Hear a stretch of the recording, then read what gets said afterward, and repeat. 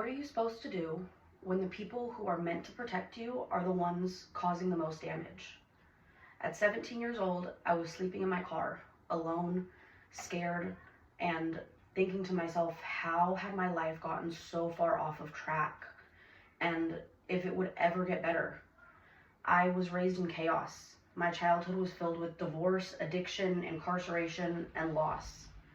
But through all of that, I discovered that there was one thing that was consistent: myself. I was the one and only person that I could rely on.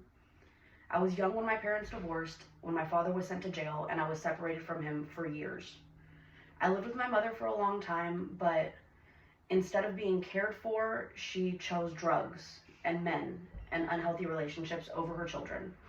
I cannot count the nights that she didn't come home. Eventually, I was able to move back in with my father, but by then he was very sick. I dropped out of high school to care for him, and unfortunately, he passed away not long after, following my brothers who had ended up in prison. And I was completely on my own at 17 years old. With all the instability that I faced, I had to figure out things very quickly because that was a realization that there was nobody who was going to come and save me. At 17, I was homeless, in an abusive relationship, and had absolutely no support system. But I knew one thing: I did not want that to be my story. I took control of my life, piece by piece, choice by choice, and I worked whatever jobs I could: retail, food service, cleaning, to survive. In secret, I went and I studied and I finally got my GED. And leaving my abusive relationship was one of the hardest things that I have ever done.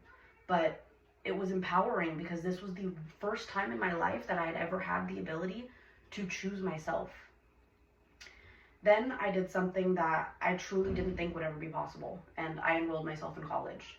I committed to my education, and I refused to let everything else that had happened prior define what was happening now. And these experiences taught me the value of independence and resilience, and they reshaped what the words family and home mean to me.